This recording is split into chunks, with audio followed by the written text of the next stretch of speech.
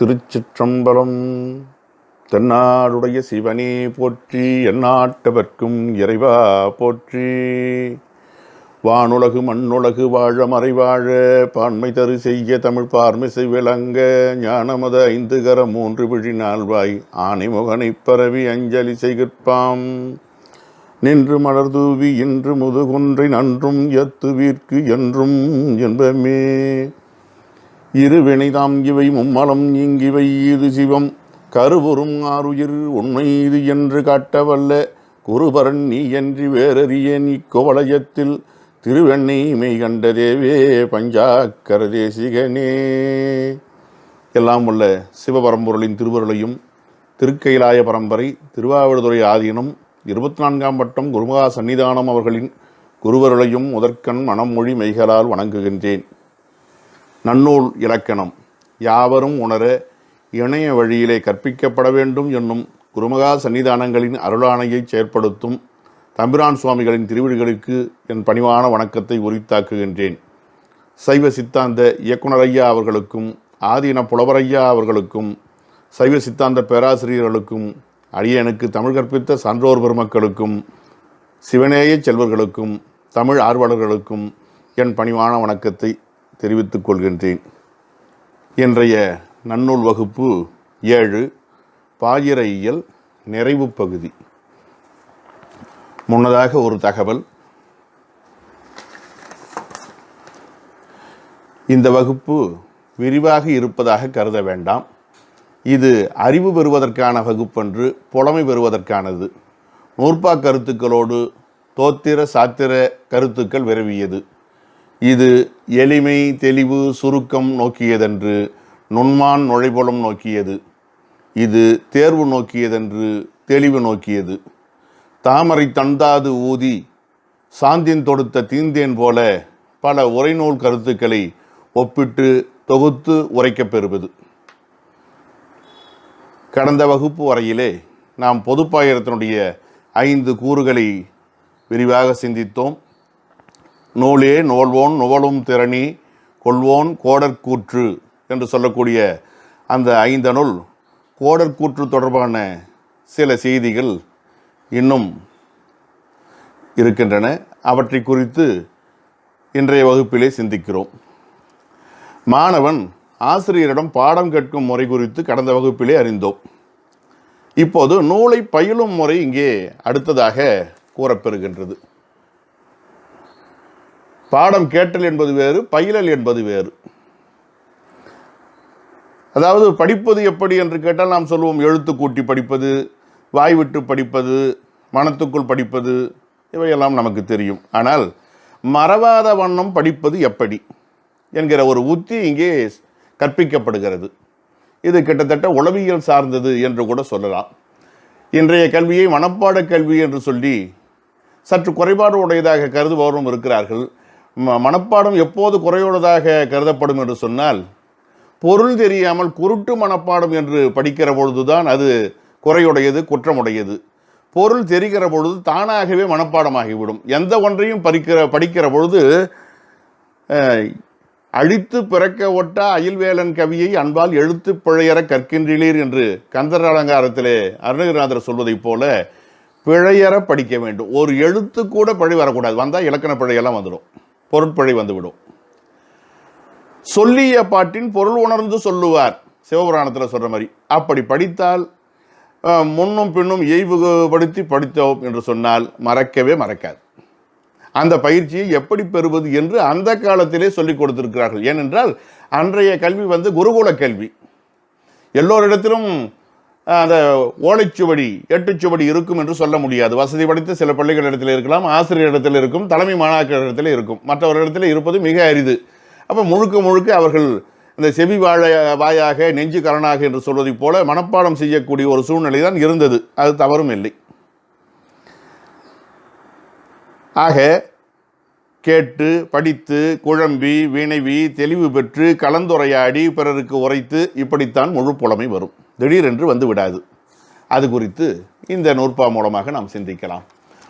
நூல் பயில் இயல்பே நுவலின் வழக்கு அறிதல் பாடம் போற்றல் கேட்டவை நினைத்தல், ஆசார் சார்ந்து அவை அமைவரக் கேட்டல், அம்மாண்பு உடையோர் தம்மொடு பயிரல், வினாதல், வினாயவை விடுத்தல் என்று இவை கடனா கொளினே மடம் நனி இகக்கும். பொருளை பார்க்கலாம். நூல் பயில் இயல்வே நுவலின். இப்ப பயிலுதல் என்ற சொல்லுக்கு பழகுதல் அர்த்தம். பலகாலம் படித்தல். இந்த நூற்பா தொல்காப்பியம் இளம்பூரணர் உரையில் இருக்கக்கூடிய ஒரு மேற்கோள் பாடல். அந்த நூற்பாவை அப்படியே இவர் நன்னூலார் எடுத்தாண்டிருக்கிறார், பவனந்தியார் எடுத்தாண்டிருக்கிறார். நூல் பயில் இயல்பே நுவலின். நூலை பயிற்சி செய்யும் தன்மை குறித்து சொல்ல புகுந்தால், சொல்வதானால், வழக்கு நுவலுதல்னா சொல்லுதல், வழக்கு அறிதல், உலக வழக்கு செய்யுள் வழக்கு ஆகிய இரண்டையும் தெரிந்து கொண்டு படிக்க வேண்டும். அப்போதுதான் அந்த பாடம் மனத்திலே பதியும். கற்பிக்கும் ஆசிரியருக்கு உலகியல் அறிவு தேவை என்று முன்பு கண்டோம். மாணாக்கருக்கும் அது தேவை என்பது இங்கே புலனாகிறது.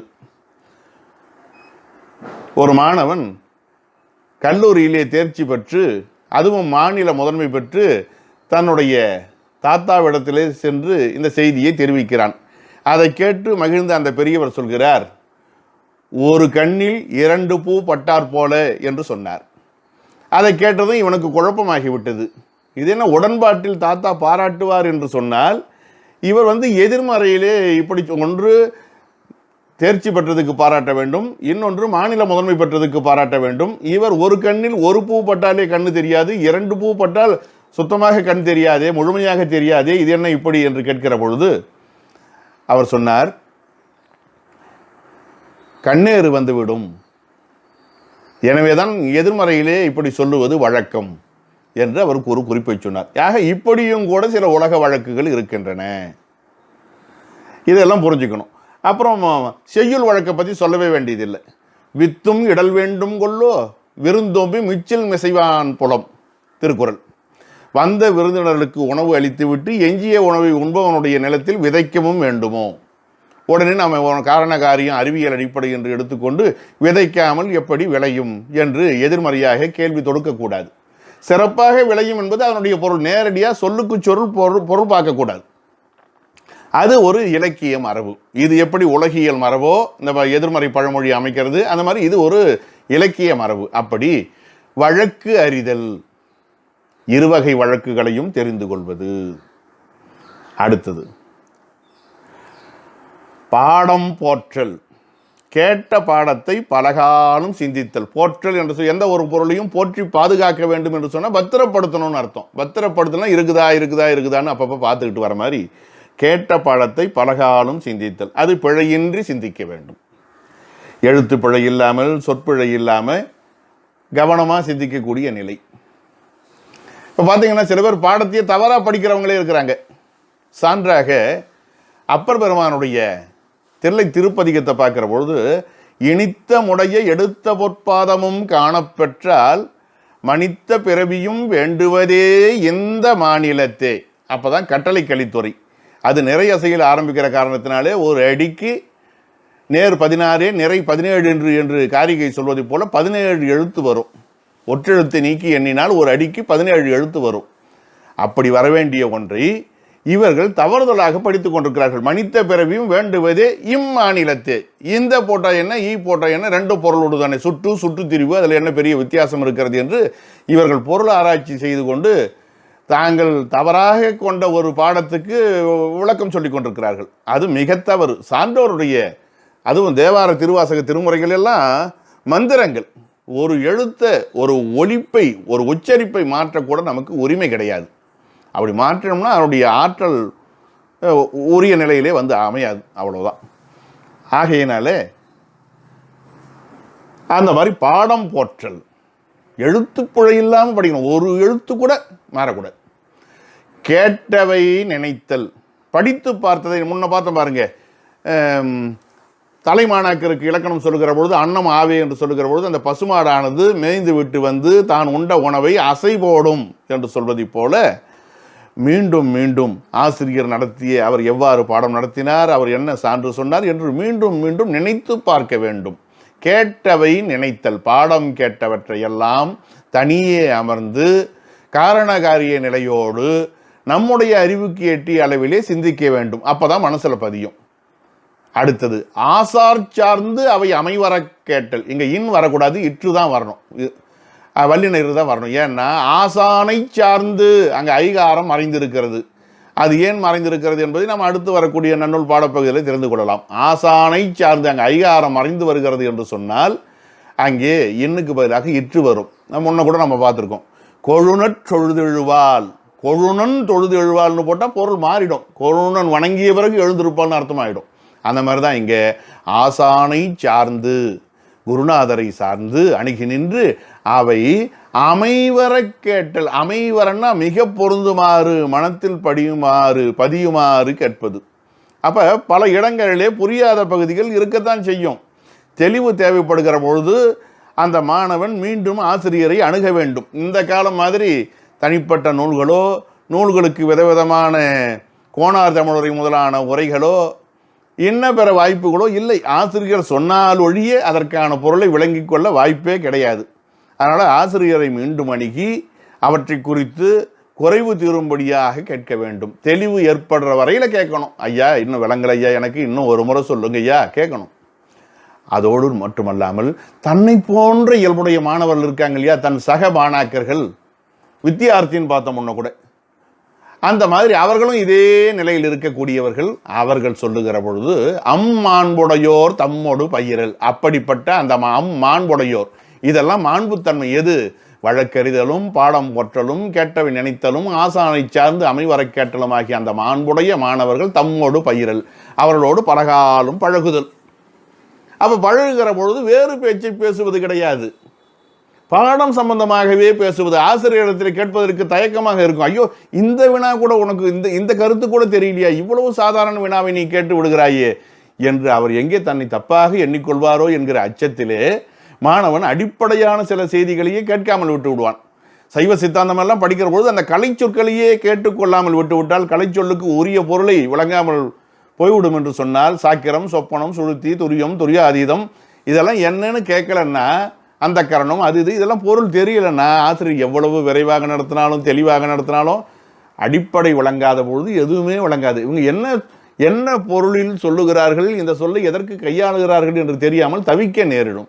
அந்த மாதிரி இல்லாமல் தன்னோடு ஒத்த மாணவரிடத்தில் மனம் திறந்து பேசலாம். அவனிடத்துல இந்த மாதிரி குறைபாடு இருக்குன்ற நம்பிக்கையோடு அவனிடத்துல கேட்கலாம். அவர் தம்மோடு பயிரல், அவர்களோடு பயிலுதல்.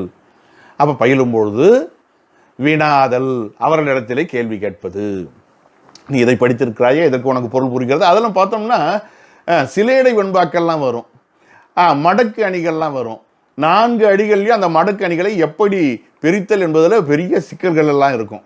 அதை எங்கெங்கெல்லாம் எப்படி கொண்டு கூட்ட வேண்டும், வினாதல்.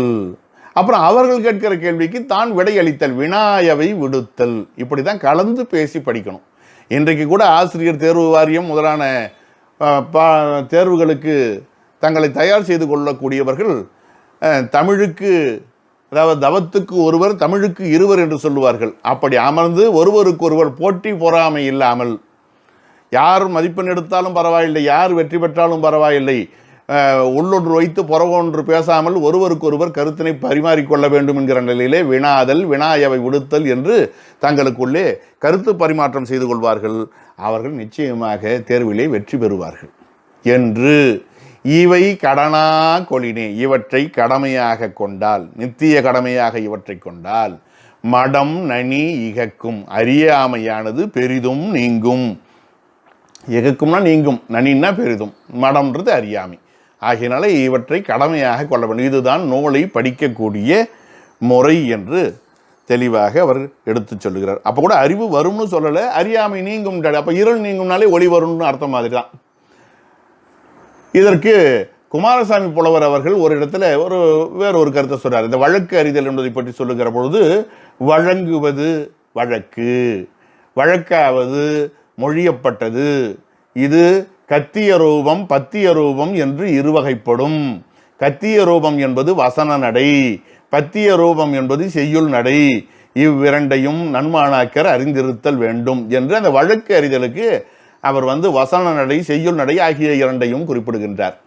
ஏன்னா அத்தகைய ஒரு காலகட்டம், அவர் விளக்கம் எழுதக்கூடிய காலகட்டத்தில் செய்யுள் நடையோடு உரைநடைகளும் பெருகி வரக்கூடிய காலகட்டமாக அமைந்தது.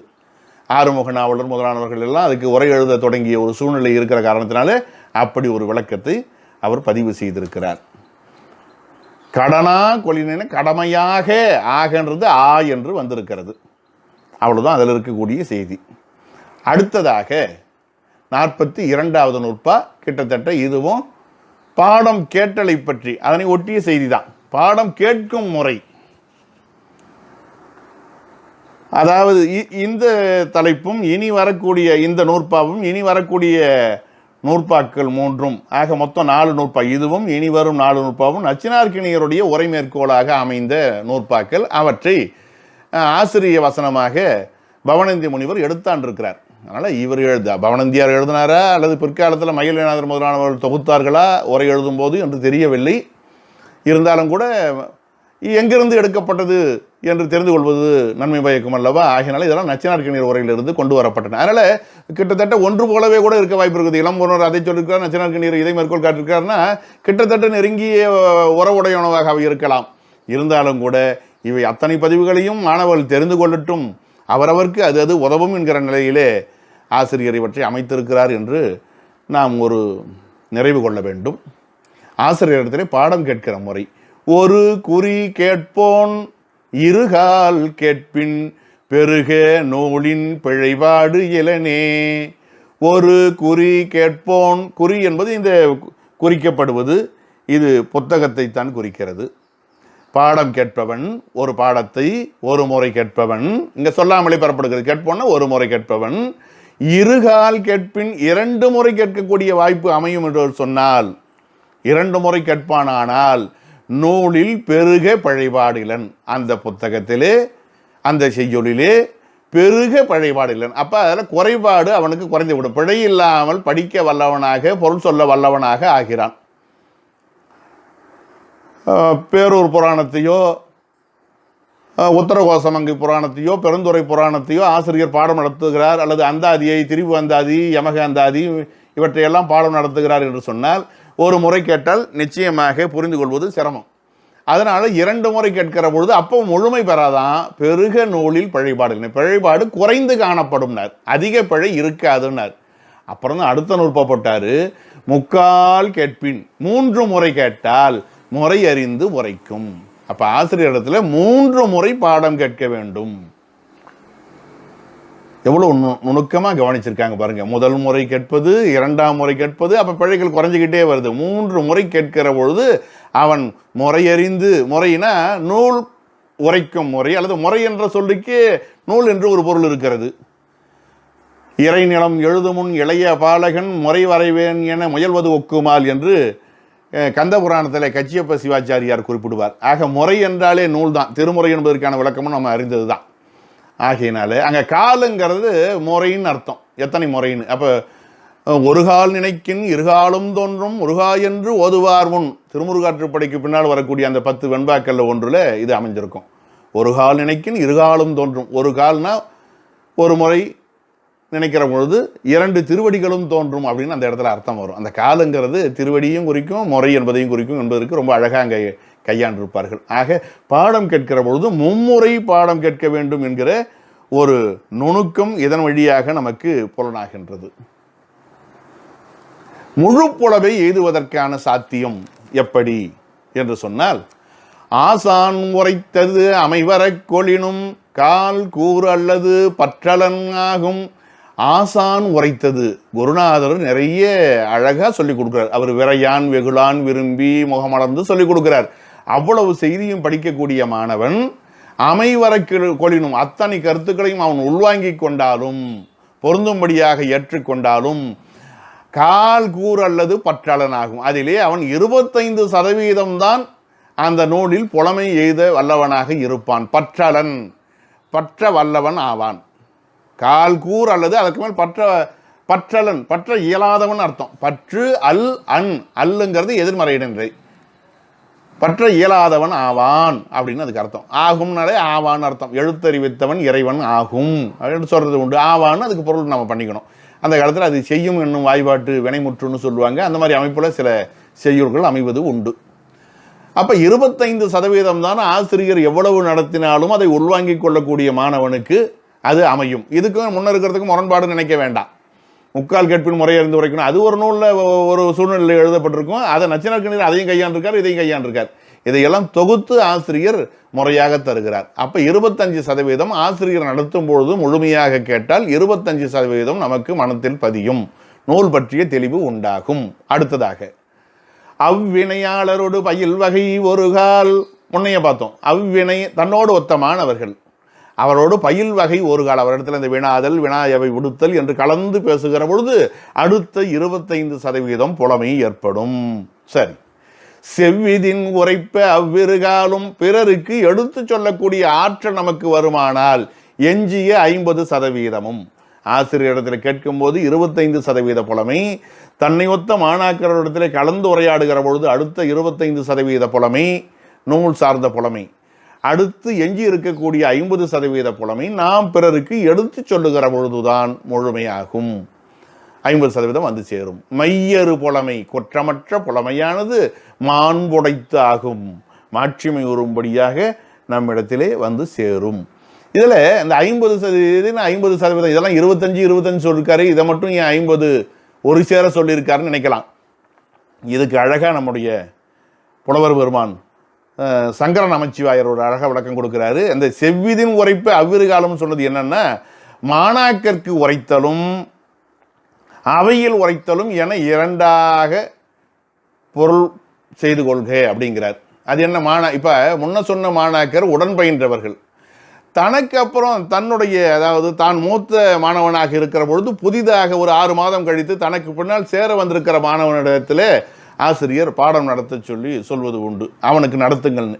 இந்த ஆசிரியரை நடத்த மாட்டார், ஆனால் அருகில் இருந்து பார்ப்பார். நீ பாடம் கேட்டிருக்காய் அல்லவா, ஏதோ நடத்து, உன்னுடைய புலமையை தெரிந்து கொள்வோம், நீ தெளிவாக புரிந்து கொண்டாயே என்பதற்கு சான்று என் முன்னால் நீ மாணவனுக்கு அதே பாடத்தை நடத்து. குழந்தை திருவந்தாதியா, நான் நடத்திட்டேன் உனக்கு, நீ அவருக்கு நடத்து, புதிய மாணவருக்கு நடத்து, நான் பார்க்குறேன் என்று அவர் பார்ப்பார். அப்போ தன்னுடைய இளைய மாணாக்கருக்கு இந்த மூத்த மாணாக்கர் எப்படி நடத்துகிறார், எடுத்துரைக்கிறார் என்று பார்க்கிற பொழுது அதில் 25% புலமை. இதெல்லாம் நிறைந்த பிறகு நீ போய் சொற்பொழிவு செய், திருமடங்களிலே அல்லது திருக்கோயில் விழாக்களிலே, சமய வாதங்களிலே, எங்கோ நீ சென்று உன்னுடைய புலமையை காட்டு என்று அனுப்பி வைக்கிற பொழுது அவர் அழகாக அங்கே சொற்பெருக்கு ஆற்றுகிற பொழுது மீதி புலமை புலப்படுகிறது, முழுமை பெறுகிறது. ஆகையினால 100% புலமை பெறுவதற்கான வழி இந்த 2 நூற்பாக்களிலே தெளிவாக எடுத்துரைக்கப்படுகின்றன.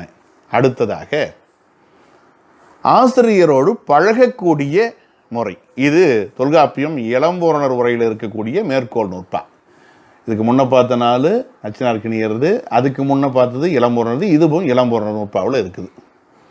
ஆசிரியரிடத்தில் மாணவன் எப்படி பழக வேண்டும்? நெருங்கி பழகலாமா, தள்ளி நின்று பழகலாமா? அங்கே நெருங்குதல் தள்ளி நிற்றல் என்பது 10 அடி 20 அடி, ஏதோ கொம்புள்ளதற்கு 5 குதிரைக்கு 10 முழம் என்று நம்ம பொருள் பண்ணக்கூடாது. மனதார பழகுதல், அவர் மனம் புரிந்து கொள்ளும்படியாக பழகுதல். எந்த அளவுக்கு அவர் நம்மை அனுமதிக்கிறார்னா ஆசிரியருக்கு தெரியும் எந்த மாணவனிடத்தில் எப்படி பழக வேண்டும். இன்னின்ன மாணவனிடத்தில் இன்னின்ன எல்லையோடு தான் அவர் பழக அனுமதிப்பார். அப்போ அவர் அனுமதிப்பதற்கு முன்னால் அவரிடத்தில் நல்ல பேர் எடுக்கணும்னா இந்த மாணவன் எப்படி பழக வேண்டும்? அழலின் நீங்கான் அணுகான் அஞ்சி நிழலின் நீங்கான் நிறைந்த நெஞ்சமோடு எத்திரத்து ஆசான் உவக்கும் அத்திரம் அறத்தின் திரியா படர்ச்சி வழிபாடே. அழலின் நீங்கான் அணுகான் அஞ்சி. அழல் என்பது நெருப்பு. குளிருக்காக அனல் காய்பவன் அழலை விட்டு நீங்காமலும் நெருங்காமலும் இருந்து குளிர் காயுமாறு போல, அழலின் மார்கழி மாதத்தில் குளிர் காய்கிறான் என்று சொன்னால் அழலை விட்டு அவன் அப்பால் நீங்கினால் குளிர் போகாது, நெருங்கினால் அந்த நெருப்பே சுடும், ரத்தம் சுண்டி போய்விடும் என்று சொல்லுவார்கள். ஆக அவன் விட்டு விலகாமலும் கிட்ட நெருங்காமலும் அந்த நெருப்பின் இடத்திலே பழகுவதைப் போல ஆசிரியரிடத்திலே அப்படி பழக வேண்டும். அஞ்சி அச்சத்தோடு பழக வேண்டும். உரிய மரியாதை கருதிய அச்சம். அச்சம்னா ஏதோ பாம்புக்கு இதுக்கெல்லாம் பயப்படுற மாதிரி அச்சம் கிடையாது. விலங்குகளை கண்டு அஞ்சுகிற அச்சம் கிடையாது. அப்படி ஒரு அச்சம். நிழலின் நீங்கான், விட்டு நீங்க கூடாது. நிழல் எப்படி ஒருவரை விடாது பின்தொடர்கிறதோ, தீவனை செய்தார் கெடுதல் நிழல் தன்னை வீயாது அடியுறைந்தற்று என்று திருவள்ளுவர் சொல்வது. நிழல் என்பது தொடர்ந்து வரக்கூடியது. அது மாதிரி ஆசிரியரை விட்டு நீங்க கூடாது. ராமனை பின்தொடர்ந்த லட்சுமணன் போல நிழலின் நீங்கான், நிழலை போல நீங்காதவனாகி, ஆசிரியரை விட்டு நீங்காதவனாகி நிறைந்த நெஞ்சமோடு. எப்படி இருக்கணுமா? அன்பு நிரம்பிய மனத்தோடு இருக்கணும். ஏதோ கடமைக்கு வணக்கம் போடுறது, கடமைக்கு பின்னால் செல்வது என்று இருக்கக்கூடாது. 100% மன நிறைவோடு பழக வேண்டும் ஆசிரியர் இடத்துல. நிறைந்த நெஞ்சம், அன்பு நிறைந்த நெஞ்சம். அது சொல்லி கொடுத்து வரதில்லை. ஒரு தாய்க்கும் குழந்தைக்கும் இருக்கிற அன்பு மாதிரி. எத்திரத்து ஆசான் உவக்கும், ஆசிரியர் எதை எதை செய்தால் மனநிறைவு அடைவார், அத்திரம் அந்த செயல்பாட்டை தெரிந்து கொண்டு அதன்படி அறத்தின் திரியா படர்ச்சி வழிபாடே. அறத்தின் திரியா படர்ச்சி, அறநெறியிலிருந்து திரியாமல் விலகாமல் மாறுபடாமல் படர்ச்சி. படர்ச்சி என்ற சொல்லுக்கு செயல்படுதல், அதுதான் வழிபாடு. படர்ச்சிங்கிறது எழுவாய், வழிபாடுங்கிறது பயனில்லை. படர்ச்சி வழிபாடாகும். அதுவே ஆசிரியரை வழிபடும் முறையாகும்.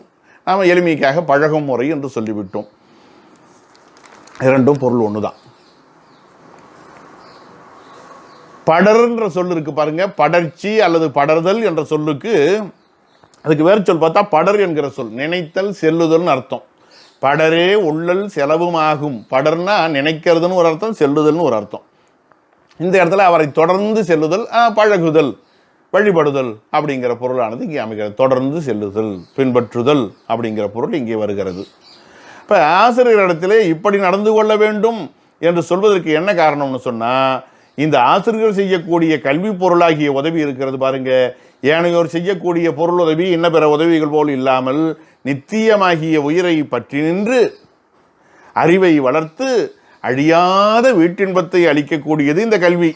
ஆகையினாலே அந்த ஆசிரியர் உவக்கும்படியாக, மனமகிழும்படியாக இந்த மாணவன் நடந்து கொள்ள வேண்டிய தேவை இருக்கிறது என்று உரையாசிரியர்கள் குறிப்பிடுகிறார்கள்.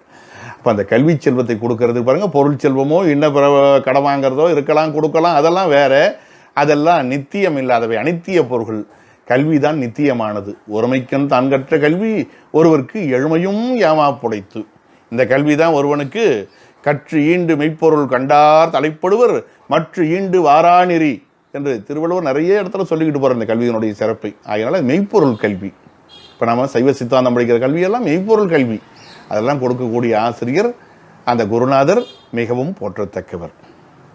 ஆகையினால ஆசான் ஒப்பை பெற வேண்டும் என்பதற்காக அதே நேரத்தில் அறத்துக்கு விரோதமான பாவச் செயலை செய்யக்கூடாது. அதனால தான் சொன்னார் அறத்தின் திரியா படர்ச்சி.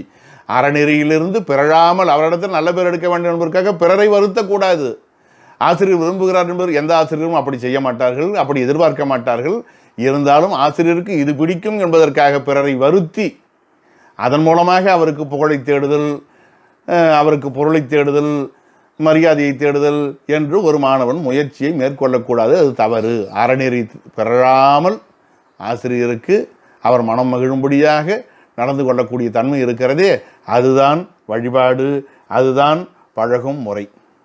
இந்த அழலின் நீங்கான் அணுகான்றது கூட ஒரு திருக்குறள் ஞாபகப்படுத்தி பாருங்க. அகலாது அணுகாது தீக்காய்வார் போல்க இகழ் வேந்தர் சேர்ந்தொழுகுவார்.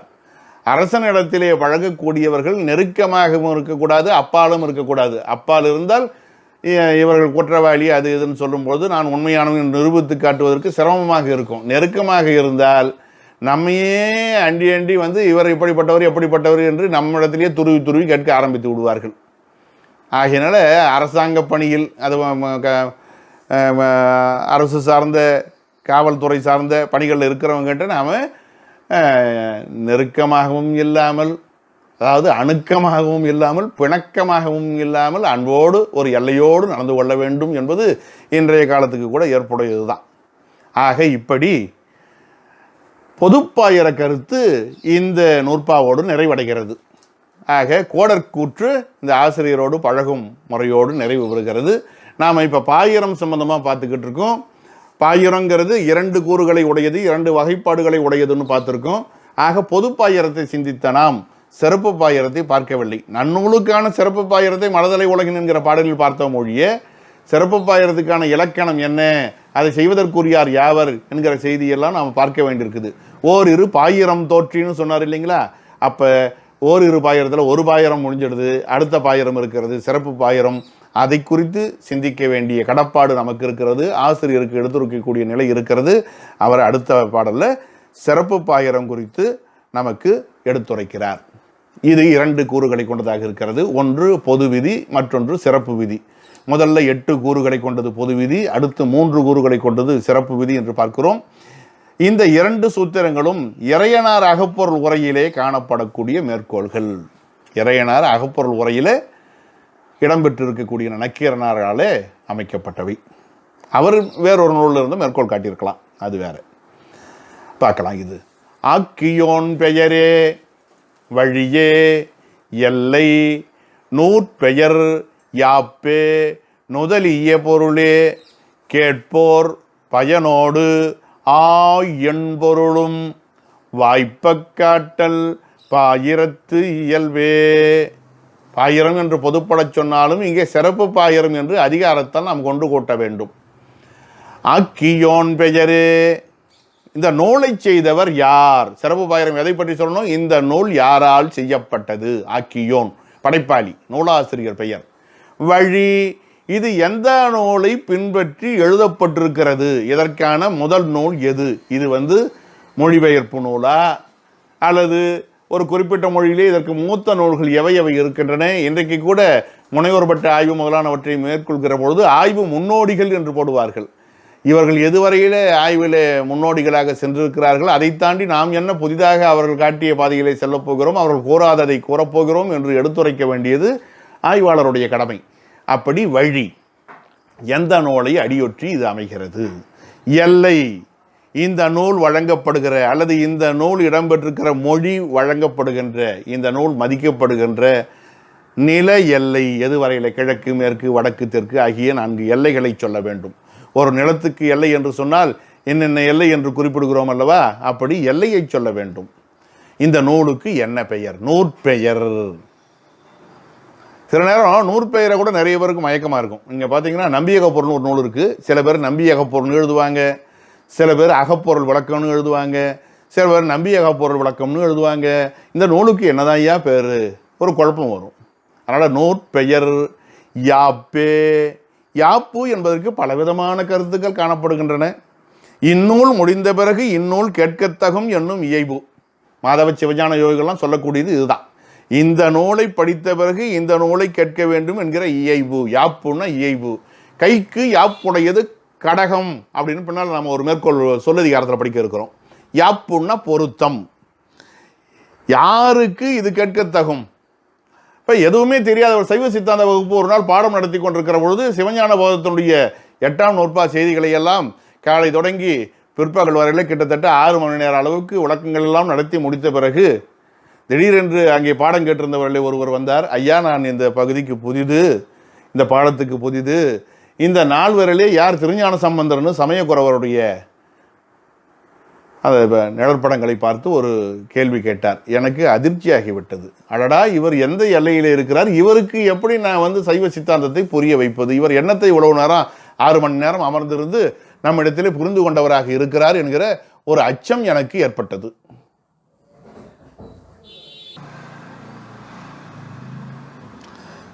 சிலர் செய்யுள் யாப்பு என்று சொல்லுவார்கள்.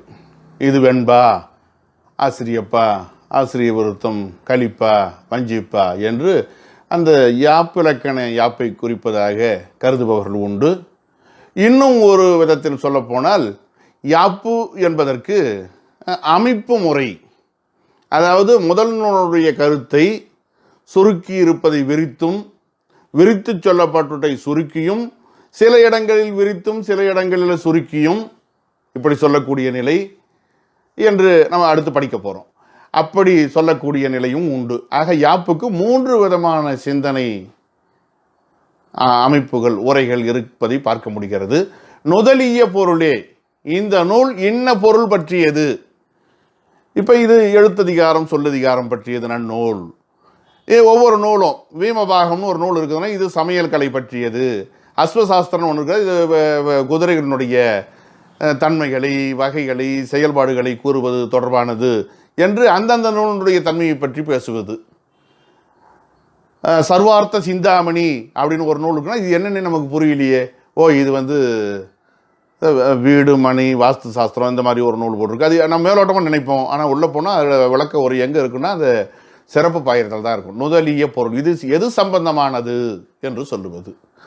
கேட்போர், இதை கேட்க தகுதியுடையவர்கள் இன்னார் என்று சொல்லுவது. கேட்போர் யார்? இதை கேட்க தகுந்தவர்கள். பயனோடு, பயன், இதை படித்தால் என்ன பயன் கிடைக்கும்? தற்காலிக பயணம் இருக்கிறது, நிரந்தர பயணம் இருக்கிறது. ஒரு மாணவன் வகுப்பறையிலே நன்னூலை பாடம் கேட்கிறான்னு சொன்னால் அது தேர்ச்சி பெறுதல், அதற்கான பட்டயம் பெறுதல் என்று சொல்லுவது தற்காலிக பயன். நிரந்தர பயன் அவன் அறிவு பெறுகிறான், தலைமுறை தோறும் அது தொடர்கிறது, பிறவிதோறும் அது தொடர்கிறது பயன். அதோடு என் பொருள் ஆக இந்த ஆகிய எண் பொருளும் ஆ கூட்டல் எண் நெடிலாகிறது, சுற்று நீண்டதுன்னு சொல்லுவாங்க. அந்த இடத்துல யகரமி என் பொருள் ஆகிய 8 பொருள்களையும் அங்கே சேர்த்துக்கிறோம். வாய்ப்ப காட்டல், பொருந்தும்படியாக காட்டுவது, விளங்கும்படியாக எடுத்துரைப்பது. பாயிரத்து இயல்பே, சிறப்பு பாயிரத்துக்குரிய இலக்கணமாகும் என்று இப்படி இதற்கு பொருள் சொல்லக்கூடிய நிலை இருக்கிறது. கேட்போர் என்பதற்கு இந்த நூலை பாடித்தா என்று கேட்பவர்கள் என்றும் ஒரு விளக்கம் இருக்குது. கேட்போர்னா இதை இப்போ சிஜகங்கன் கேட்டார், இதை பாடித்தா என்று சொல்லி ஒரு இடத்தில் கேட்கிறார் அல்லவா, யார் இதை கேட்டவர்கள்? இந்த நூல் எழுதச் சொல்லி கேட்டவர்கள் என்று ஒரு பொருளும் இருப்பதாக சில உரைகளிலே காண முடிகிறது. ஆக ஆக்கியோன் பெயர், வழி, எல்லை, நூற்பெயர், யாப்பு, நுதலிய பொருள், கேட்போர், பயன் ஆகிய இந்த 8 பொருள்களையும் அடிப்படையாக எடுத்துரைக்கக்கூடிய இயல்புடையது சிறப்பு பாயிரம். இப்போ நாம் பார்த்தோம் நன்னூலில். இப்போ ஓரளவு தெரிஞ்சுக்கிறதுனால பொருத்தி பார்க்கலாம். ஆக்கியோன் பெயர் நாம் படித்தோம் இல்லைங்களா, மனதலை உலகின் மல்கிருளாகல அப்படின்னு அந்த முதல்ல பார்த்தோம் ஒரு பாடல். அதுக்கு அப்படியே இந்த பொருளை பார்ப்போம். ஆக்கியோன் பெயர் என்று சொல்லுகிற பொழுது பன்னரும் சிறப்பின் பவனந்தி என்னும் நாமத்து இருந்தவன் படித்தோம். அப்போ பவனந்தி முனிவர் வழி, முன்னோர் நூலின் வழி, முன்னோர் நூலின் வழியே அப்படின்னு வருது. தொல்காப்பியத்தின் வழின்னு விளக்க உரைக்காரர்கள் எழுதுறாங்க உரையாசிரியர்கள். எல்லை, குணகடல், குமரி, குடகம், வேங்கடம் எனும் 4 எல்லையுள். அப்ப 4 எல்லை பேசப்படுகிறது தமிழகம். நூற்பெயர், நன்னூல், அது தன்மையால் பெற்ற பெயர்னு சொல்லுவாங்க. நன்மையாகிய நூல், நலம் தரக்கூடிய நூல்.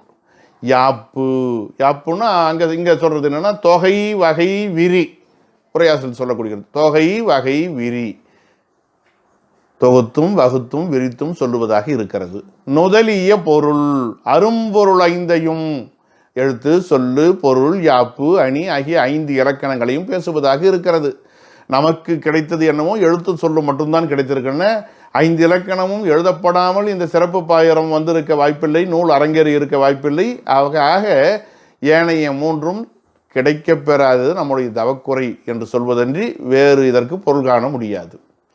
கேட்போர், இலக்கிய பயிற்சி உடையோர் யாவரும், இதுக்கு தகுதியுடையவர்கள். கேட்க யார் தகுதியுடையவர்? ஏற்கனவே ஓரளவுக்காவது இலக்கியம் பற்றி தெரிந்தவர்கள் தான் இலக்கணத்தை கேட்க முடியும். திடீரென்று இலக்கணத்தை கேட்க முடியாது. சில பகுதிகள் சிரமமானவை. பொது செய்திகளை கேட்பது என்பது வேறு. இதையெல்லாம் பார்த்தாலே சில பேர் தள்ளிட்டு அப்பால போயிடுறாங்க. இது நமக்கு விளங்காது, இலக்கணமாக ஐயோ கடுமையாக இருக்கும், புரியாது என்று அவர்களாகவே முடிவு செய்பவர்களாம் இருக்கிறாங்க. கேட்போர். அப்புறம் பயன், இதை படித்தால் மொழித்திறத்தின் முட்டறுக்கலாம், அதாவது பிழையற பேசவும் எழுதவும் கற்கலாம், பழைய நூலுடைய பொருளை எல்லாம் புரிந்து கொள்ளலாம், புலமை பெறலாம், இறையருளை பெறலாம். இதெல்லாம் அதனுடைய பயன் என்று பார்க்கிறோம். அதுக்கு அடுத்தது சிறப்பு பாயிரத்தினுடைய சிறப்பு விதி. காலம் களனே காரணம் என்று வகை ஏற்றி மொழினரும் உளரே. காலம், இது எந்த காலத்திலே அரங்கேற்றப்பட்டது? இந்த நூல் இன்னாருடைய காலத்திலே அரங்கேற்றப்பட்டது. சீயகங்கன் காலத்திலே பவனந்தி முனிவராலே எழுதி இது அரங்கேற்றப்பட்ட காரணத்தினாலே இது எழுதப்பட்ட காலம், அரங்கேற்றப்பட்ட காலம் அந்த 13ஆம் நூற்றாண்டு அளவிலே. கலன் அவைக்களம், இது எந்த இடத்துல அரங்கேற்றப்பட்டது? கந்த புராணமா? இது கச்சிப்ப சிவாச்சாரியால் காஞ்சிபுரத்தில் அரங்கேற்றப்பட்டது. பெரிய புராணமா? இது திருத்தில்லையிலே அரங்கேற்றப்பட்டது. இது சொல்கிறோம் இல்லைங்களா? அந்த மாதிரி இது எங்கேயே அரங்கேற்றப்பட்டது? கலன் இன்ன இடத்துல அரங்கேற்றம் நடந்தது. அவைக்களன், சீயகங்கனுடைய அவைக்களம். காரணம், இந்த நூல் எழுதப்படுறதுக்கான அங்கே ஒன்று கேட்போர்னு சில பேர் விளக்கம் சொல்கிறாங்க. ஆனால் இங்கே தான் பொருந்தும் கொண்டிருக்கு. காரணம், இது எதன் பொருட்டு எழுதப்பட்டது? அரும்பொருள் ஐந்தையும் யாவரும் உணர எளிமையாக்கி தர வேண்டும் என்று சீயகங்கன் கேட்டுக்கொண்டதனால் அது ஒரு காரணம். தமிழ் மீது கொண்ட பற்றினாலே எளிமைப்படுத்தி தர வேண்டும் இலக்கணத்தை என்று நினைத்தது ஒரு காரணம். எல்லா உயிர்கள் மீதும் கொண்ட அன்பு ஒரு காரணம், அருள் ஒரு காரணம் என்று சொல்லுவார்கள். காரணம் என்று இம்மூவகை ஏற்றி மொழினரும் குளரே. இது பிறன்கோள் கூறல் என்னும் உத்தி. இவர் 8 தான் வச்சுக்கிறாரு. இந்த 3ம் தப்பு இல்லை, இதையும் ஏற்றுக்கலாம். இது இருக்கணும்னு அவசியம் இல்லைன்னு தெரியுது. ஏன்னா அது நூலோடு நெருங்கிய தொடர்புடையது. இது 3ம் பிற்காலத்தில் சொல்லப்படுவது. இன்ன இடத்துல இன்ன சூழ்நிலை இப்படி எழுதப்பட்டது என்று பின்னால் வந்தவங்க சொல்லக்கூடிய செய்தியாக இது இருக்கிறது. மூவகை ஏற்றி இந்த 3ஐயும் சேர்த்து மொழினரும் உளரே, கூறுபவர்களும் இருக்கிறார்கள். இது பிறன்கோள் கூறல் என்னும் உத்தி. அந்த மொழினரில் இருக்கு பாருங்க, இந்த நாதா போடணும். தன்னகரம்னு இதுக்கு பேர். பெயர் இடைநிலைன்னு சொல்லுவாங்க. ஓட்டுனர், நடத்துனர், இயக்குனர், விடுனர், தருணர், அனுப்புனர், பெறுனர், எங்கெங்கெல்லாம் வருதோ அங்கெல்லாம் இந்த தன்னகரம் தான் போடணும். ஆனால் நம்ம அதுக்கு மாறாக 2 சொல்லி நான் போட்டுக்கிட்டு இருக்கோம். மொழினரும் உளரே என்று அந்த இருக்குது பாருங்க, அது இது இன்னொரு பொருளும் தருகிறது. அப்போ இது இல்லாமல் பேசுகிறவங்களும் இருக்கிறாங்க, இது வேணும்னு சொல்கிறவங்களும் இருக்கிறாங்க என்று ஒரு கருத்தை முன்வைக்கிறது. ஆக சிறப்பு பாயிரம் இவ்வாறான 11 கூறுகளை கொண்டதாக இருக்கிறது. சரி, நூலுக்கு பெயர் அமையும் விதம் குறித்து அடுத்த நூற்பா சிந்திக்கிறது. நூலுக்கு எப்படி பெயர் இருக்கிறார்கள்? குழந்தைக்கு எப்படி பெயர் எடுக்கிறார்கள்? தாத்தாவனுடைய பெயர் பேரனுக்கு வைக்கலாம். சில பேர் தன்னுடைய நெருங்கிய நண்பனாக இருப்பான், அவனை இழந்த நிலையோ அல்லது அவனை சந்திக்க முடியாத சூழ்நிலையோ இருக்கலாம், அப்படி பெயர் வைக்கிறவங்க இருக்கிறாங்க. அத்தை பெயரையே தன் மகளுக்கு பெயர் வைக்கிறது, தன் அக்கால் பெயரை மகளுக்கு பெயர் வைக்கிறது, பாட்டி பெயரை வைப்பது, இப்படி பெயர் வைக்கிறதால நிறைய முறைகளை பார்க்கணும். தன்னுடைய குலதெய்வத்தினுடைய பெயரை வைப்பது, தான் முன்பு குடியிருந்த ஊரின் பெயரை வைப்பது, குலதெய்வம் விட்டு இருக்கக்கூடிய திருத்தலத்தின் பெயரை வைப்பது, அண்ணாமலை, சிதம்பரம் என்றெல்லாம் பெயர் வைக்கக்கூடிய முறை உண்டு. அப்படி குழந்தைக்கு பெயர் வைக்கப்படுவது போல நூலுக்கு எந்தெந்த அடிப்படையிலே பெயர் வைக்கலாம்? 2 விதம். ஒன்று காரணம் இருக்கலாம், இன்னொன்று காரணம் இல்லாமலும் இருக்கலாம். காரணம் இல்லை என்று சொன்னால் இடுகுறி. இதற்கு ஏன் இந்த பெயர் வந்தது என்று தெரியாமல் இருப்பதற்கு பெயர் இடுகுறி. இடுகுறி, குறின பெயர், ஈடு பெரியோர்கள் இட்டு வழங்கக்கூடிய பெயர். ஏன் இதற்கு இந்த பெயர் வந்தது தெரியாது. நிலத்தை ஏன் நிலம் என்று சொன்னோம்? நீரை ஏன் நீர் என்று சொன்னோம்? நெருப்பை ஏன் நெருப்பு என்று சொன்னோம்? வானை ஏன் வான் என்று சொன்னோம்? இதை மாற்றி சொன்னால் என்ன? நெருப்பை வான் என்று சொல்வது தானே, வானை நெருப்பு என்று சொல்வது தானேன்னு கேட்டால் என்ன பதில் சொல்ல முடியும்? தெரியல. இது பிற்காலத்தோருடைய கருத்து. ஆனால் தொல்காப்பியர் என்ன சொல்றாருன்னா, எல்லாத்துக்கும் காரணம் இருக்கு. மொழிப்பொருள் காரணம் விழிப்பத் தோன்றா, நம் அறிவுக்கு எட்டவில்லை என்று சொல்லலாமே ஒழிய எந்த ஒன்றும் காரணம் இல்லாமல் வைக்கப்பெறவில்லை என்பது அவருடைய கருத்து, தொல்காப்பியர் கருத்து. ஆனால் பிற்காலத்தை கருத்து நம்ம சிந்திப்போம். சிலதுக்கு காரணம் தெரியல, அதனால இது இடுகுறின்னு நம்ம நினைச்சுக்கிட்டு இருக்கிறோம். பார்ப்போம். அப்போ காரணம் எப்படி எப்படி வைக்கலாம் அதையும் இந்த நூற்பா சொல்லுது. முதல் நூல் அடிப்படையிலே பெயர் வைப்பது உண்டு. நூற்பாவை முதல்ல படிச்சிருவோம். முதல் நூல் கருத்தன் அளவு மிகுதி பொருள் செய்வித்தோன் தன்மை முதல் நிமித்தினும் இடுகுறியானும் நூற்கு எய்தும் பெயரே. என்னென்ன நிமித்தம்? முதல் நிமித்தம் முதலான காரணங்களால். நிமித்தம் என்றால் காரணம். நிமித்த காரணம்னு ஒன்று படிப்போம், அது வேற. இந்த இடத்துல நிமித்தம் என்பது காரணத்தை குறிக்கிறது. இடுகுறியானும் நூலுக்கு பெயர் எய்தும். இடுகுறியானும் நிமித்தத்தாலும் பெயர் அமையும், காரணத்தாலும் இடுகுறியாலும் அமையும். காரணம் என்னென்ன காரணங்கள் பற்றி, என்னென்ன காரணம் பற்றி வருகிறது என்று சொல்லுவது பார்க்கலாம்.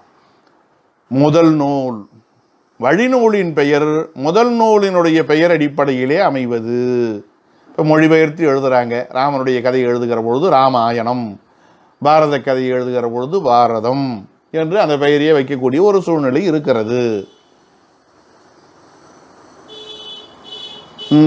நைஷதம், நைடதம், அப்படியே முதல் நூல் பெயரை அப்படியே வைக்கிறாங்க. வேற ஒன்றும் தவிர்க்க முடியாது. முதல் நூல் பெயரை மொழிபெயர்க்கிற பொழுது வைப்பது விட்டு பெரும்பாலும் இது மொழிபெயர்ப்புக்கு ஒத்து வரும்.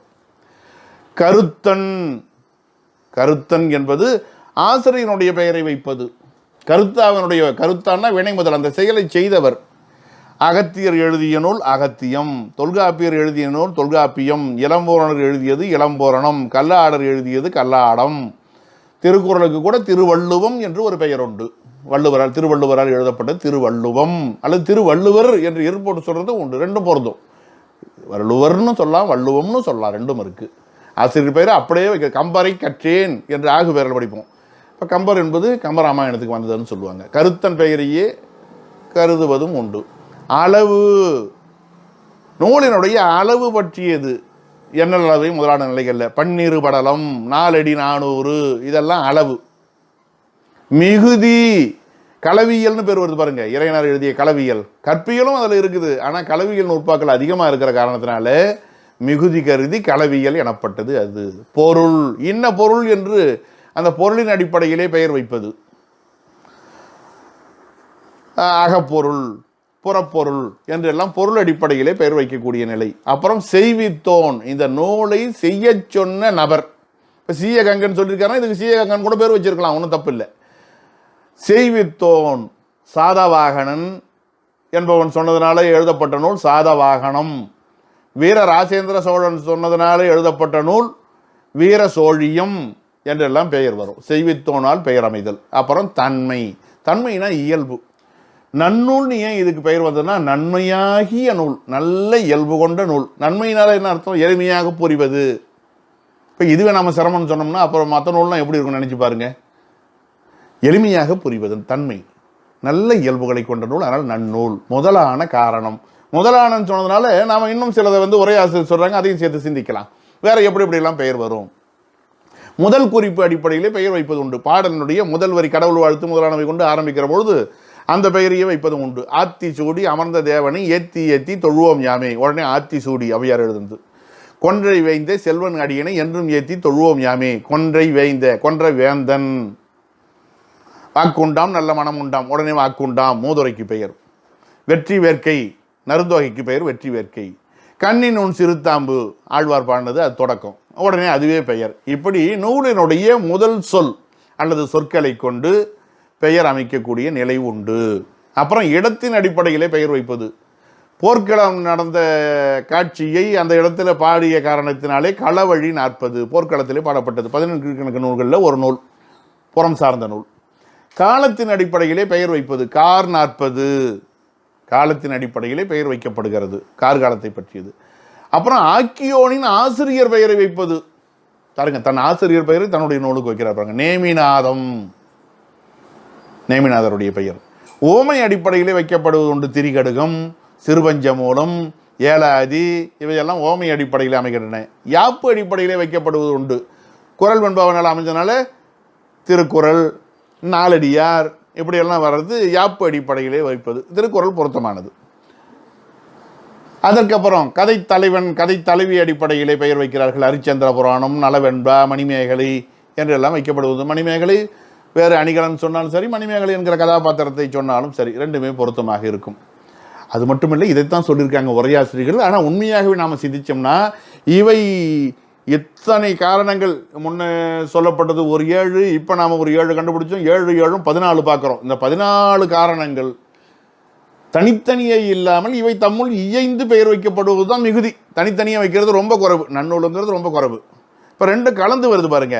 இப்போ கருத்தின் பெயரும் மிகுதி ரெண்டும் சேர்ந்து இறையனார் களவியல். எழுதியவர் கருத்தன், அவர் மிகுதி களவியல், இறையனார் களவியல்.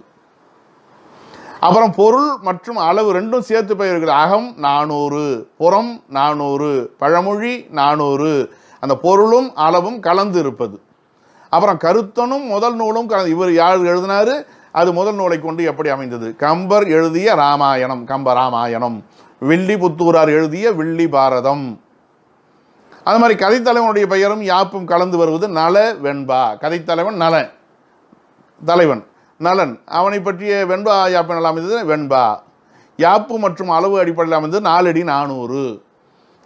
இப்படி நம்ம சொல்லிக்கிட்டு போகக்கூடிய நிறைய வாய்ப்புகள் இருக்கிறது.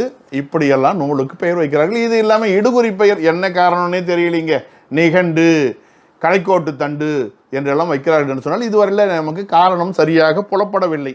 எனவே அது இடுகுறி என்று கருதப்படுகிறது. இப்படி நூலுக்கு இவை தாண்டியும் வைக்கிறதுனால தான் முதல் நிமித்தம்ட்டார். இன்னும் பல வகைகளும் பெயர் அமைவது உண்டு என்று நாம் பொருள் கொள்ள வேண்டும். அதற்கு அடுத்தது தான் நூல் யாப்பு. முன்ன சொன்ன பாருங்க, அந்த வழி நூல் எப்படி அமைய வேண்டும். இது தொல்காப்பிய நூற்பாவை அடியொற்றியதாக இருக்கிறது. ஓரிரண்டு சொற்கள் மட்டும் மாறி இருக்கின்றன. தொகுத்தல், விரித்தல், தொகை, விரி, மொழிபெயர்ப்பு என தகும் நூல் யாப்பு ஈரிரண்டு என்ப. நூல் யாப்பு ஈரிரண்டு என்ப 4. அதில் பெயரை போட்டிருக்காங்க, நூல் யாப்பு. அதனால தான் சொல்ற சங்கர நமச்சிவாயர் அங்கே சொன்ன யாப்பு இருக்குது பாருங்க, அது இயைபு பற்றியது.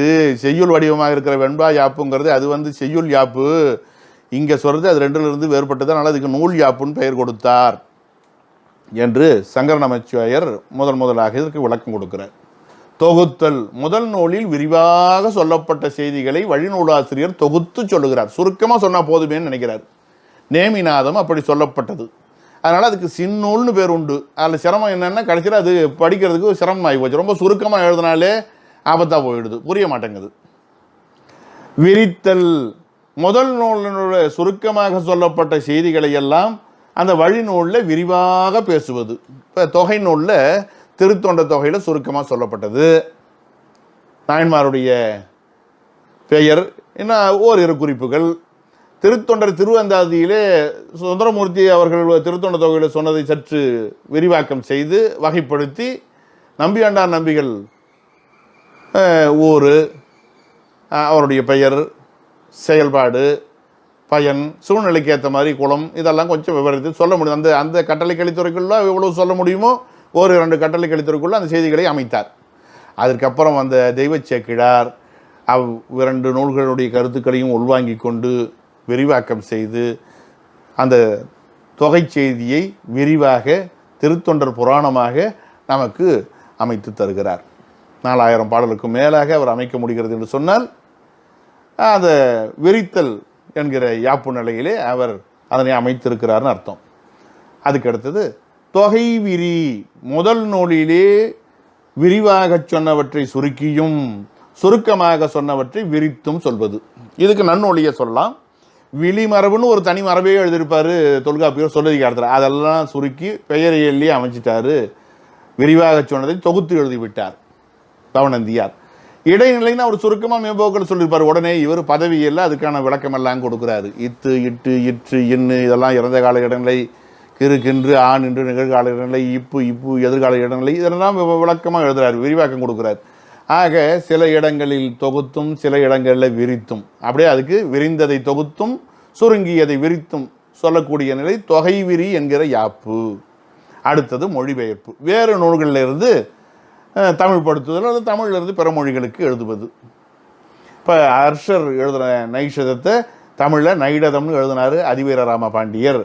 மாதவ சிவஞான யோகிகள் அவர்கள் வடமொழியிலிருந்து மொழிபெயர்த்து சித்தாந்த பிரகாசிகை, தர்க்க சங்கரகம் முதலான நூல்களை அளித்தார்கள். கற்பனை கலைஞர் சிவபிரகாஷ் சுவாமிகள் கன்னடத்திலிருந்து பிரபலிங்க லீலையை அளித்தள்ளினார்கள். அது மொழிபெயர்ப்புன்னு சொல்லலாம், தழுவல்னு சொல்லலாம். கிட்டத்தட்ட நம்ம சூழ்நிலைக்கு ஏற்ற மாதிரி சொல்லக்கூடிய நிலை தான் இருக்கிறது. அதனால தான் ரொம்ப மொழிபெயர்த்து அதற்படையாத்தல்னு சொல்லுவார் தொல்காப்பியர். அதற்கு உரை வரைகிற பொழுது தமிழண்டல் நுணுக்கமாக எழுதுவார். இது மொழிபெயர்த்து அதற்படையாத்தல் ஏன் அந்த சொல் வந்ததுன்னு கேட்டால், மொழிபெயர்ப்பு என்று தோன்றாதவாறு மூல நூல் போலவே தோன்றுமாறு அதனோடு பொருந்த யாப்பது என்று ரொம்ப அழகாக தமிழ் நல் விளக்கம் கொடுப்பார். அந்த மாதிரி அது தொல்காப்பியத்துக்கான விளக்கம். ஆக அந்த இதே மாதிரி தான் அந்த பொருள் அமைகிறது. இந்த தொகுத்தலும் மொழிபெயர்த்தலும் சேர்ந்து அமைவது, இந்த நாளும் தனித்தனி அமைவதோடு சேர்ந்து அமைகிறதும் உண்டு. ஆரியத்தில் 24,000 கிரந்தமாக இருக்கக்கூடிய வான்மீகி ராமாயணத்தை கம்பர் தமிழிலே 12,000 செய்யுளாக இயற்றியது தொகுத்தலுக்கும் மொழிபெயர்ப்புக்கும் உரிய சான்றாக கொள்ளலாம். நாரத வாக்கியத்தை ஸ்ரீ வால்மீகி அவர்கள் 24,000 கிரந்தமாக்கியது விரில் நூலுக்கு சான்று என்றெல்லாம் கூடுதல் விளக்கம் தருவது உண்டு. நாம் படிக்கிற பொழுது வேற ஒன்று படித்தோம், தொகை விரி என்பதை மட்டும்தான் பார்த்துருக்கோம். தொகை வகை விரின்னு படித்தோம். இப்போ கடந்த நூற்பாவில் படிக்கிற பொழுது தொகை வகை விரியின் தருகென துண்ணார் அப்படின்னு, அப்படி ஒரு வடிவமே இல்லை. தொகுத்தல் இருக்குது, விரித்தல் இருக்குது, தொகை விரி இருக்குது. தொகை வகை விரின்னு ஒன்று இல்லவே இல்லை. ஆனால் அங்கே எழுதப்பட்டிருக்கிறது.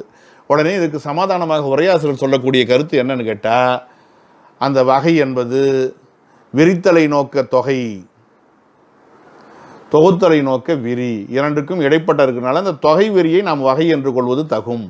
தொகை விரியை வகை என்று கொள்வது ஒரு பிரிவு, தொகுத்தலை நோக்க விரியாகவும் விரித்தலை நோக்க தொகையாகவும் அமைவது வகை, இரண்டுக்கும் இடைப்பட்ட நிலையில் இருக்கிறது. அந்த அடிப்படையில் தொகை வகை விரி என்று சொன்னார் என்று ஒரு சமாதானம் சொல்லப்படுகிறது.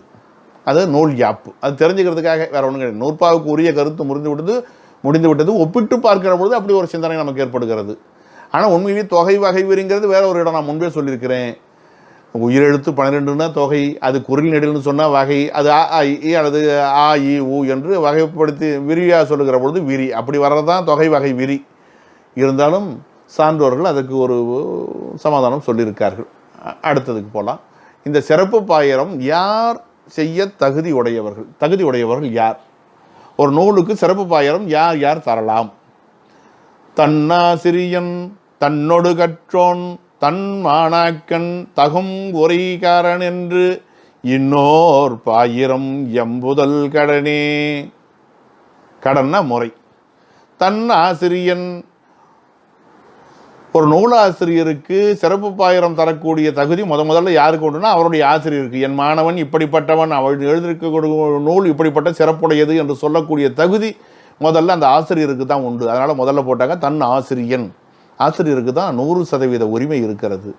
தன்னோடு கற்றோன், அதற்கடுத்து அந்த ஆசிரியர் தர முடியாத சூழ்நிலையில் இருக்கிற பொழுது அல்லது அந்த காலகட்டம் கடந்து இவர் உரை எழுதுகிற போது அவரோடு படித்த சக மாணாக்கர், ஒரு சாலை மாணாக்கர், அவரும் அவ்வினையாளர்னு பார்த்தோம் இல்லைங்களா, அப்போ அவரும் தரலாம். அவரும் கூட நூல் எழுதியிருக்கலாம். ஒருவருக்கு ஒருவர் அப்படி தந்துக்கலாம். தன்னோடு கற்றோன் அடுத்த நிலை. அப்புறம் தன்மாணாக்கன், இவங்க 2 பேரும் இல்லாத பட்சத்தில் அவரிடத்துல படித்த மாணவர், என்ன ஆசிரியர் எப்படிப்பட்டவர் தெரியுமா, அவர் எழுதிய நூலுடைய அருமை பெருமை தெரியுமா என்று அந்த மாணவர் சொல்லலாம். அவரும் 100% உணர்ந்தவராக இருப்பார். இவங்க 3 பேருமே இல்லை. அந்த காலகட்டம் ஆசிரியரோடு தொடர்புடையவர்கள். முதல் தலைமுறை, சமகால தலைமுறை, அடுத்த தலைமுறை என்று இந்த 3 பேரும் தொடர்புடையவர்கள் நூலாசிரியரோடு. ஆனால் உரையாசிரியர் பிற்காலத்திலே வந்தவர். இருந்தாலும் அவருக்கு அந்த அந்த நூலின் மீது, நூல் பொருளின் மீது, நூலாசிரியர் மீது மிகுந்த பற்று. அதன் காரணமாக ரொம்ப ஆழங்கால்பட படிக்கிறார், அதற்கு விளக்கம் எழுதுகிறார். அப்போ அவரும் அந்த உரைகாரரும் சிறப்பு பாயிரம் எழுதும் தகுதி உடையவராக ஆகிறார். இன்னோர் இப்படிப்பட்டவர்கள் இந்த நாள் வரும் பாயிரம், சிறப்பு பாயிரம் இயம்புதல் கடனே. எழுதுவது என்பது, எழுதி கொடுப்பது என்பது முறையாகும். இப்போ பார்த்தீங்கன்னா சிறப்பு இங்கே சொல்லுகிற பொழுது என்ன சொல்லியிருக்காங்க, சிறப்பு பாயிரத்தில் 11 கூறு படித்தோம். ஆனால் இன்னும் ஒரு கூறு கூட எழுதிருக்கலாம், அல்லது 2 கூறு எழுதிருக்கலாம். அது ஏன்னா விட்டுட்டாங்க. இந்த காலம், கலனே, காரணம் இதெல்லாம் சொன்னாங்க. முதல்ல ஒரு 8 சொன்னாங்க, இன்னும் 2 சொல்லியிருக்கலாம். நூலாசிரியர் சிறப்பு, நூலின் சிறப்பு என்று 2 சொல்லப்பட வேண்டும். அப்படி சொன்னாதான் இந்த நூலை பற்றி முழுமையாக என்னென்னார் எழுதுனாங்கிறது வெறும் ஒரு அட்டவணை. அது கிடையாது. சிறப்பு பாயிரத்தினுடைய நோக்கம் அது கிடையாது. ஏன்னா அதுக்கு பேரே என்ன வச்சுருக்காங்க, அணிந்துரை, புனைந்துரை, புறவுரை, தந்துரை, நூல்முகம், முகவுரை, எவ்வளவு பார்த்தோம் நாம் ஆரம்பிக்கும் பொழுது. அப்போ அந்த நூலினுடைய சிறப்பு, நூலாசிரியருடைய பெருமை இத்தனையும் சொல்ல வேண்டும். அந்த 2 பகுதி ஏனோ விட்டுட்டாங்க. அது உடம்புட குணத்தில் என்னும் உத்தின்னு நம்ம சொல்லிக்க வேண்டியது தான். நூலாசிரியர் நூல் பெயர்லேயே சேர்த்துக்குங்க. ஏன்னா இங்கே சொல்லும் போதே பன்னரும் சிறப்பின் பவனந்தி என்னும் நாமத்து இருந்தவத்தோன் நன்னூல் என்பது தன்மை காரணமாக பெற்ற பெயர் அப்படிங்கிற மாதிரி அதுக்குள்ளேயே அமைக்கப்படுறதாக நினைக்கிறோம். ஆனாலும் கூட உண்மையாக சொல்லணும்னா 13ன்னு சொல்லி இன்னும் 2ஐயும் சேர்க்கலாம். நூலை பற்றியும் நூலாசிரியர் பற்றியும் பெருமையாக சொல்லுவது அல்லது தெரியாததை தெரியப்படுத்துவது, அது ஒன்றும் பெரிய குற்றம் கிடையாது. அதையும் நம்ம பார்க்க போகிறோம். ஆக அது அந்த சிறப்பு பாயிரம் செய்வதற்கு உரியவருடைய கடமையாகும். சிறப்பு பாயிரம் எழுதுபவர்கள் இதையெல்லாம் தெரிவிக்க வேண்டும்.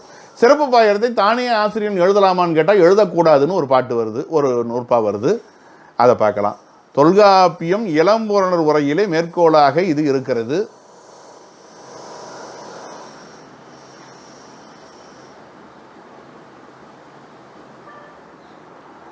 அது என்னன்னா, தோன்றா தோற்றி துறைபல முடிப்பினும் தான் தன் புகழ்தல் தகுதி என்றே என்று ஒரு நூற்பா. தோன்றாத நுட்பங்களை எல்லாம் காட்டி துறை பல முடிப்பினும், பல துறைப்பட்டு விரிந்த நூலை செய்து முடித்தாலும் தன்னைத்தானே நூலாசிரியர் புகழ்ந்து கொள்ளக்கூடாது, அது தகுதி இல்லை. ஏன்னா தற்புகழ்தல் என்பது தன்னை வியந்துரைத்தல் கூடாது. எப்படிப்பட்ட திறமசாலியாக இருந்தாலும் சரி, அவர் தம்மைத்தாமே புகழ்ந்து கொள்ளக்கூடாது.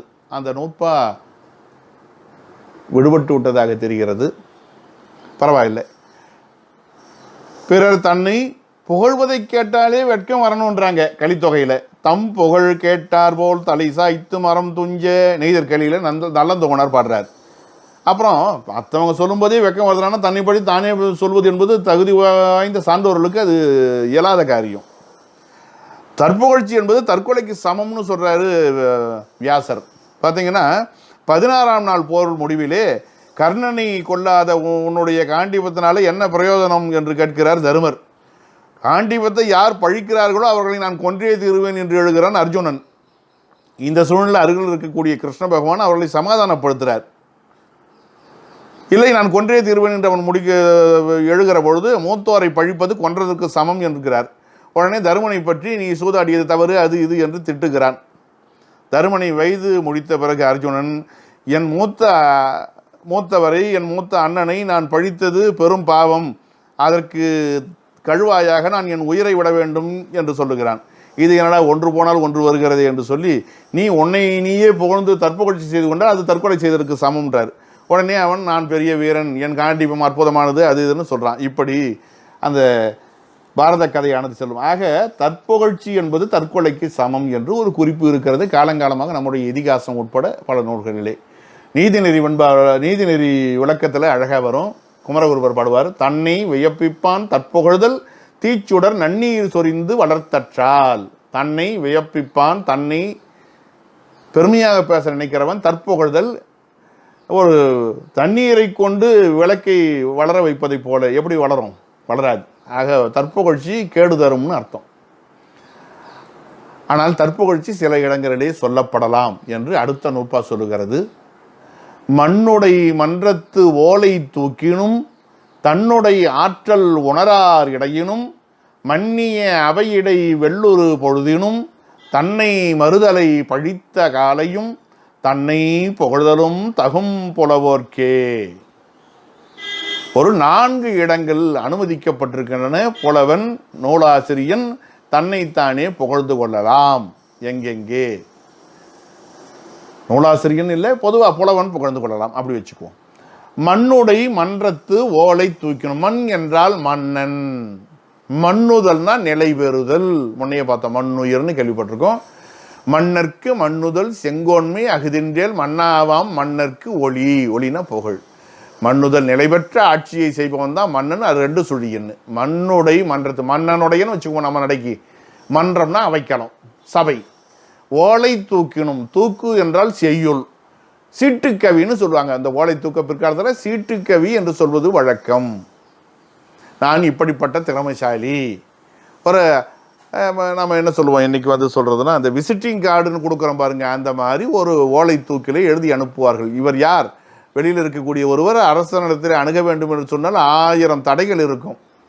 இந்த சீட்டை அவர் எழுதி கொடுக்கிற பொழுது அரசன் அதை படித்து பார்ப்பார். ஆஹா, இவர் 5 இலக்கணமும் வல்லவர், சிற்றிலக்கியங்களில் பாடியவர், எல்லா விதமான ஆற்றலும் உள்ளது, இப்படிப்பட்டவரை நாம் வரவேற்க வேண்டும் என்று புரிந்து கொண்டு முதல்ல அவரை அழைச்சிட்டு வாங்கன்னு அரசன் சொல்லும்படியாக இந்த சீட்டுக்கவி இருக்கும். அப்போ அந்த சீட்டுக்கவியோட தன்னுடைய திறமை முழுக்க சொல்லித்தான் ஆகணும்.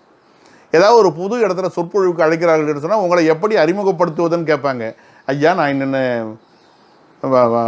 பட்டங்கள் எல்லாம் பெற்றிருக்கிறேன், இன்னென்ன நூல்களை எழுதியிருக்கிறேன், இத்தனை கட்டுரைகளை எழுதியிருக்கிறேன், இத்தனை மாணவர்களுக்கு நான் ஆய்வு நெறிகாட்டியாக இருந்திருக்கிறேன், என்னென்ன விருதுகள் அல்லது பட்டங்கள் என்னென்ன சான்றோர் பெருமக்களால் பெரிய நிறுவனங்களால் அடியனுக்கு அளிக்கப்பட்டிருக்கின்றன என்று அவர்களுக்கு குறிப்பிட்டு தர வேண்டும். அதை சொல்லாமல் நாம் மறைச்சி வச்சுக்கிட்டு என்னை பற்றி யாரும் எதுவும் சொல்லலையேன்னா எப்படி சொல்ல முடியும்? இவர் யாருன்னு தெரியாது இல்லையா? அப்போ அந்த மாதிரி இடத்துல தேவைதான். தன்னுடைய ஆற்றல் உணரார் இடையினும். அரசனிடத்திலையும் சரி, மற்றவரிடத்திலையும் சரி, மற்றவர் தம்மை மதிக்காமல் மேம்போக்காக ஒரு பார்வை பார்க்குறாங்கன்னு வச்சுங்க, அந்த சூழ்நிலையில் தன்னை பற்றி உணர்த்துவதற்கு வேணும். தன்னை பற்றி சொல்லக்கூடிய தற்புகழக்கூடிய சூழ்நிலை ஏற்படும். சான்றாக ஒட்டக்கூத்தரோடு ஒரு மோதல் ஏற்படுகிறது காலமேக புலவருக்கு. அப்போ சொல்கிறார், என்னும் முன்னே 700 800 அம்மென்றால் 1000 பாட்டு ஆகாதோ. இம்முன்னா 700 எழுதுவேன், அம்முன்னா 1000 பாட்டு எழுதுவேன். சும்மா இருந்தால் இருப்பேன், எழுந்தேனே ஆகில் பெருங்கால மேகம் பிழாய். எழுந்தன்னா பெரிய காலமேகம் நானுங்கிறார். அப்போ ஒருத்தருக்கு ஒருத்தர் கருத்து வேறுபாடு வருகிற பொழுதும் தன்னை அறிமுகப்படுத்திக் கொள்கிற பொழுதும் இந்த சூழ்நிலை ஏற்படுத்தும். மன்னிய அவையடை வெள்ளூர் பொழுது நம்ம 2 பேருக்கும் போட்டி வருகிற பொழுது நடக்கும். தன்னை மறுதலை பழித்த காலம். இது எந்த சூழ்நிலையும் தெரியல நமக்கு. இந்த பாட்டு எல்லாத்துக்கும் பொருந்தும். உனக்கு என்ன திறமை இருக்கிறது, என்ன அளவுக்கு நீ படித்திருக்கிறாய் என்று சொல்லும் போது நான் உன்னை விட அதிகமாக படித்திருக்கிறேன் என்று சொல்ல வேண்டிய ஒரு சூழ்நிலை, ஒரு நெருக்கடி ஏற்படுகிறது. அதனால தான் வாது செய்ய திருவுள்ளமே என்று ஞானசம்பந்த பெருமான் மதுரை சொக்கநாதரிடத்திலே போய் அனுமதி கேட்கிறார். சமணர்கள் இப்படியே தாங்கள் கல்வியிலே நுண்கலைகளிலே மந்திர தந்திரங்களிலே வல்லவர்கள் என்று காட்டிக்கொண்டு என்னை வீணாக வாதுக்கு அழைக்கிறார்கள். வாது முற்கூறியல் என்று இருக்கிற காரணத்தினாலே நான் அவர்களை அழைக்கவில்லை, அவர்கள் அழைக்கிறார்கள்.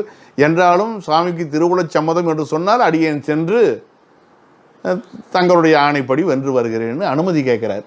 அதான் அந்த பாடல், அந்த பதிக்கும். ஆகையினால இப்படி மறுதலை பழிக்கும்போது சும்மா இருக்க முடியாது. நாம தன்னை புகழ்தலும் தகும் புலவோர்க்கு. அப்போ கூட புகழக்கூடாதுன்னு அர்த்தமா. அந்த புகழ்தலும்னு இருக்குது பாருங்க. அந்த உண்மையினாலே புகழாமையே நன்று. அந்த சூழ்நிலையும் கூட புகழாமல் இருக்கணுன்றாங்க. அது சாத்தியமில்லை. அது பெரியவங்களுக்கு தான் சாத்தியமாகும். சராசரி மனிதர்களுக்கு இதெல்லாம் தேவை. ஆக அரசனுடைய அவைக்களத்துக்கு அனுப்பப்படுகிற சீட்டு கவியிலையும் தன்னை பற்றி உணர்ந்து கொள்ளாத பொதுமக்கள் அல்லது சபையார் நடுவிலையும் மன்னிய அவையோட வெள்ளூர் பொழுதும் போட்டி நடக்கிற பொழுது நீயா நானா என்று போட்டி நடக்கிற பொழுது நான் இப்படிப்பட்டவன் என்று எடுத்துரைத்து நிரூபிக்க வேண்டிய சூழ்நிலையிலும் தன்னை எதிராளி வாதி பிரதிவாதி என்று நிற்கிற பொழுது பழித்து பேசுகிற பொழுது நான் இப்படிப்பட்ட ஆற்றல் படைத்தவன் என்று உணர்த்த வேண்டிய சூழ்நிலை இருக்கிற காரணத்தினாலேயும் இந்த 4 நிலைகள்லையும் தன்னை புகழ்தலும் புலவோர்க்கு தகும் அப்படி கொண்டு போகுது சேர்த்துக்கணும் நாம. அது தகும். அடுத்தது பாயிரத்தின் இன்றியமையாமை. 1000 முகத்தான் அகன்றதாயினும் பாயிரம் இல்லது பணுவலன்றே. இங்கே சொல்லப்படுறதெல்லாம் சிறப்பு பாயிரம் சொல்லாமலே நம்ம அர்த்தம் பண்ணிக்கணும். சிறப்பு பாயிரத்தினுடைய முக்கியத்துவம் இன்றியமையாமை என்னன்னு கேட்டால் 1000 முகத்தான் அகன்றதாயினும் பல உறுப்புகளை கொண்டு பறந்து விரிந்த நூலாக இருக்கலாம். இது அதாவது பெரிய பெரிய புராணங்களாக இருக்கலாம். அப்படி இருந்தாலும் பாயிரம் இல்லது, தனக்கு என சிறப்பு பாயிரம் என்பதை பெறாதது பணுவல் என்று. இது பணுவல் ஆகாது, அதாவது நூலாக கருதப்படாது. அதனுடைய தன்மையானது முற்று பெறாது. பல உறுப்புகள், அதாவது இந்த நூற்பா இறையனாராக பொருளில் மேற்கோளாக அமைந்திருக்கிறது. அந்த பணுவல்ன்ற சொல்ல பாருங்க. நாம் அங்கே படித்த முன்னே பஞ்சி தன் சொல்லா பணுவல் இழையாக என்று சொல்கிற பொழுது அங்கே செய்யுள்னு பார்த்தோம். இங்கே பாருங்க பணுவல் அன்றே என்று சொல்கிற பொழுது இங்கே பணுவல் என்பது நூலை குறிக்கிறது. 1000 என்பது மிகுதியை குறித்தது. அதிகபட்ச எண்ணிக்கையை 1000 சொல்றது உண்டு. 1000 காக்கைக்கு ஒரு கல் என்பது ஒரு பழமொழி. அதனால 999க்கு அடுத்த 1000 கேட்கக்கூடாது. 1000 பேர் 1000 சொல்லுவார்கள், நீ மனசாட்சிப்படி நட என்று சொல்லுகிற பொழுதும் அங்கே எண்ணிக்கையை குறிக்கல. காயிரும் பொல்கள் சூழ்ந்த கழுமல ஊரற்கு அம்பொன் 1000 கொடுப்பர் போலும் ஆவடு துறையானாரே என்று அப்பர் பெருமான் பாடியிருந்தாலும் கூட அந்த 1000 என்பது கூட மிகுதிதான். ஏனென்றால் அந்த பொற்கிழிக்கே என்ன பேரு? உளவா பொற்கிழி, எடுக்க எடுக்க வந்து கொண்டே இருக்கும், மிகுதியான பொற்காசுகளை உடையது என்பதுதான் அதனுடைய அர்த்தமாக இருக்கிறது. ஆக பாயிரம் இல்லாவிட்டால் நூலை கற்போன் நூற்பொருளை அறிவது அரிது, இடர்படுவான். ஆகையினாலே பாயிரம் வேண்டியதாயிற்று. பாயிரம் இல்லாவிட்டால் குன்று முட்டிய குருவி போலவும் குறிச்சி புக்க மான் போலவும் கற்போர் இடர்பட நேரிடும். இதையெல்லாம் நம்ம முன்னமே படிச்சிருக்கிறோம், தொடக்க காலத்திலேயே படிச்சிருக்கோம். 1000 முகத்தான் 1000 பகுதிகளை கொண்டு, பல பகுதிகளை கொண்டு அகன்றதாயினும் விரிவாக அமைந்த நூலாக இருந்தாலும் பாயிரம் என்பது சிறப்பு பாயிரம் என்பது இல்லாத நூல் பணுவல் என்ற நூலுக்குரிய முக்கியத்துவத்தை, சிறப்பை, தெளிவை பெறாது. அடுத்தது பாயிரத்தின் பெருமை. மாடக்கு சித்திரமும் மாநகர்க்கு கோபுரமும் ஆடமைத்தோல் நல்லார்க்கு அணியும் போல் நாடிமுன் ஐதுரையா நின்ற அணிந்துரையை என்னோர்க்கும் பெரிது உரையா வைத்தார் பெரிது. மாடக்கு சித்திரமும், மாட மாளிகைகள் கூட கோபுரங்கள் என்று சொல்லுகிறோமே, பெரிய பெரிய நகரங்களிலே பெரிய பெரிய மாட மாளிகைகள் அமர்ந்திருக்கின்றன. அங்கே ஓவியங்கள் எழுதப்பட்டிருக்கும், சுவர் ஓவியம் தீட்டியிருப்பார்கள். இங்கே பெரிய பெரிய சுவர்களிலே இன்றைக்கும் கூட பார்க்கலாம். சென்னை முதலான இடங்களில் பெரிய பெரிய கட்டிடங்களில் பெரிய ஓவியங்களை தீட்டியிருப்பார்கள். அது பட்டாம்பூச்சி, மான், இன்ன பிற வடிவங்கள் அல்லது தங்கள் கொள்கை சார்ந்த படங்களை எல்லாம் தீட்டுவது வழக்கம். இன்றைக்கும் கூட பேருந்து நிறுத்தம், பேருந்து நிலையம் முதலான பகுதிகளில் இருக்கக்கூடிய அந்த சுவர்களிலே, மதில் சுவர்களிலே சுகாதாரம் பற்றிய பலவிதமான ஓவியங்கள், இயற்கை ஓவியங்கள் தீட்டப்பட்டிருப்பது எங்கும் காணலாம். ஆக மாடக்கு சித்திரமும், பெரிய பெரிய மாட மாளிகைகள் அவற்றில் அமைந்திருக்கக்கூடிய அந்த சுவர்களிலே ஓவியம் தீட்டப்படுவது உண்டு. இதுக்கு சான்று சொல்லணும்னு சொன்னால், மணிமேகலையிலே மலர்வனம் பூக்க காதையில் ஒரு காட்சி வரும். வம்ப மாக்கள் கம்பளை மூதூர். வம்ப மாக்கள்னா புதிய மக்கள், அவங்க ஆரவாரம் செய்யக்கூடிய ஊர் எது? மூதூர். இந்த பட்டினம் காவிரிப்பூம்பட்டினம். சுடுமண் ஓங்கிய நெடுநிலை வனைதோறும், செங்கல்லால் கட்டப்பட்ட மிகப்பெரிய மாளிகைகளில் மையறு படிவத்து வானவர் முதலாய் எவ்வகை உயிர்களும் ஓமம் காட்டி வெண்சுதை விளக்கத்து வித்தகர் இயற்றிய கண்கவர் ஓவியம் கண்டு நிற்குணரும். பாருங்க, தேவலோகத்து வானவர்கள் தொடங்கி பூலோகத்தில் இருக்கக்கூடிய அத்தனை விதமான உயிர்களையும் ஓவியமாக தீட்டி இருப்பார்கள் என்கிற குறிப்பு மணிமேகலையிலே இடம்பெறுகிறது. ஆக மாடக்கு சித்திரமும், மாடத்துக்கு அங்கே அத்துச்சாரியை வந்திருக்கணும், அது வரல, குறைஞ்சி வந்திருக்குது. மகான் புள்ளிமுன் அத்தே சாரியை என்று சொல்லுவார்கள். குளம் கூட்டல் கூ என்று சொன்னால் குளத்துக்கு, மாடம் கூட்டல் கூன்னா மாடத்துக்கு, அறம் கூட்டல் கூன்னா அறத்திற்கு, அங்கே அத்துச்சாரியை வந்திருக்கணும். சில நேரங்களில் சில இடங்களில் அப்படி விடுபட்டு வருவது உண்டு. அதை ஒரு குற்றமாக கருதுவதில்லை. அது ஒரு விதமான யாப்பு நிலை. திருக்குறளில் கூட பார்த்தீங்கன்னா, நலக்குரியார் யார் எனின் நாம நீர் வைப்பின் பிறர்க்கு உரியால் தோல் தோயாதார் என்று வரும். நலத்துக்கு உரியார் என்று அங்கே நாம அவருடைய பொருளை கொள்ள வேண்டும். கண்ணோட்டத்து உள்ளது உலகியல் அகிலார் உண்மை நிலக்கு பொறை, நிலத்துக்கு பொறை என்று வருவது நிலக்கு பொறைன்னு வந்திருக்குது. அப்படியெல்லாம் வர்றது உண்டு. ஆகையினாலே மாடங்களிலே சித்திரங்கள் எழுதப்படுவது உண்டுங்கிற ஒரு செய்தியும், மாநகர்க்கு கோபுரமும், பெரிய நகரத்துக்கு, சிறந்த நகரத்துக்கு கோபுரம். கோபுரம் என்று சொன்னால் மதுரை இருக்கிறதுனா மதுரை அம்பாளினுடைய கோபுரம், திருவண்ணாமலையில் இருக்கக்கூடிய கோபுரம், பழமலைநாதர் இங்கே பார்த்தீங்கன்னா 5 கோபுரங்கள் இருக்கின்றன விருத்தாசலத்தில். சிதம்பரத்தில் பெரும்பாலும் 4 வீதிகளில் 4 கோபுரங்கள் இருப்பது மரபு. ஆக மாநகரங்களிலே கோபுரம் பழைய காலத்தில், அல்லது அரசருடைய அரசாட்சி நடக்கிறது என்று சொன்னால் அங்கே அரசனுடைய அரண்மனை கோபுரம். அப்படியும் இல்லைன்னா பெரிய பெரிய நகரங்களிலே அந்த வாசல் பகுதி கட்டி வைத்திருப்பார்கள். ஊர் எல்லையிலே ஒரு வளைவு அமைத்திருப்பார்கள். அது வாயில் கோபுரம் என்று சொல்லுவது உண்டு. நாம் கூட திருவாவடுதுறை ஆதீனத்துக்கு உள்ளே நுழைகிற பொழுது அங்கே பார்த்தீங்கன்னா அந்த வாசலில் பெரிய வளைவு வைக்கப்பட்டிருக்கிறோம். பெரிய நிலையில் அமைத்திருப்பார்கள். அதுவும் கிட்டத்தட்ட கோபுரம் மாதிரியான ஒரு நினைவு கொண்டதாக, நினைவு கூறும் முகத்தால் அமைந்ததாக இருக்கிறது. மாநகர்க்கு கோபுரமும் நிலை கொண்டதாக இருக்கிறது. ஆடு அமைத்தோல் நல்லாருக்கு அணியும் போல், ஆடுகின்ற மூங்கில் போன்ற தோள்களை உடைய பெண்களுக்கு, நல்லார்னா பெண்கள், அணியும் போல அவர்களுக்கு அணிந்த, அதாவது பெண்களுக்கு அணிகள், முத்தாரம், இன்னும் கழுத்தில் போகிற பலவிதமான கழுத்தில் இடும் ஆபரணங்கள், காது மூக்கு ஆகியவற்றில் இடக்கூடிய அணிகலன்கள், நெற்றியில் இடக்கூடிய அணிகலன், கை இடுப்பு கால் இவற்றெல்லாம் அணிகலன் இருக்கிறது. அதிலும் சிறப்பாக சொன்னோம்னா ஆடுகின்ற மகளிருக்கு. அதனால் இந்த ஆடு அமைனா மூங்கில், அமைத்தோல் ஆடு நல்லார்னு சில பேர் கொண்டு கூட்டுகிறார்கள். ஆடு நல்லார்னா ஆடக்கூடிய நடன மாதர்கள், அவங்களுக்கு தான் அதிகம் தேவை. மற்ற பெண்களுக்கு ஏதாவது திருமணம் முதலான விசேஷ நாட்களில் வெளியூர்களுக்கு செல்லுகிற பொழுதோ, அல்லது பிறந்த நாள் இன்ன பிற நிலைகளில் அணியக்கூடிய சூழ்நிலை, அது மாதிரி தவிர்க்க முடியாத சூழ்நிலை, திருமண நாள், திருமணத்தன்று, இந்த மாதிரி நாட்களில் தான் அதிகம் ஒப்பனை தேவைப்படும். ஆனால் நடன மாதர்களுக்கு அது கட்டாய பொருளாக இருக்கிற காலத்தில் நடன மாதர்களுக்கு கட்டாயம் அணி அமைவதைப் போல அந்த சிறப்பு பாயிரம் அவ்வளவு அவசியமாம். நாடி முன் எண்ணூலுக்கும் ஆராய்ந்து பார்த்து முன்னதாக ஐது உரையா நின்ற அணிந்துரையை, ஐதுன்னா அழகுன்னு அர்த்தம். வியப்பாகும், மென்மை, பல பொருள் இருக்கிறது. இங்கே அழகாக பொருளாகி அமைந்த பாயிரத்தினை 5 உரையா, அழகுடையதாய் உரைத்து நின்ற, உரையா நின்றன்னா உரைத்து நின்ற, ஆண் இன்றுங்கிறது நிகழ்கால இடைநிலை. அணிந்துரையை, அந்த பாயிரத்தினை எண்ணூர்க்கும் பெய்து உரையா வைத்தார் பெரிது. எல்லா நூலுக்கும் என்ன பண்ணாங்க, அந்தந்த நூலுக்கு பொருள் கூறும் முறையாக வைத்தார்கள். பெரிது, பெருமையோடு வைத்தார்கள், பெரிதும் வைத்தார்கள் என்று நாம் கொண்டு கூட்டலாம். ஐதுன்னா அழகியது. ஐதுரையான் என்ற என்பதில் ஆண் என்று நிகழ்கால இடைநிலை. பெய்து உரையா வைத்தார்னா பெய்து உரைத்து வைத்தார். அந்த வடிவத்தை பாருங்க. இது ஒரு பெரிய மடக்கேணி விஷயம். உரையான் என்ற அங்கே ஆண் என்று இடைநிலை. பெய்து உரையான்னா உரைத்து செய்யா என்னும் வாய்பாட்டு வனைமுற்று அது உடன்பாட்டு பொருள் வந்ததுன்னு பெய்து உரைத்து வைத்தார் பெரிது. என்ன அழகு பாருங்க. இதில் கூட ஒரு மடக்கணி அமைந்திருக்கிறது. பெரிதுன்னா மிகவும் என்று இது அமைந்திருக்கிறது. இது பாயிர இயல்னு பேர்.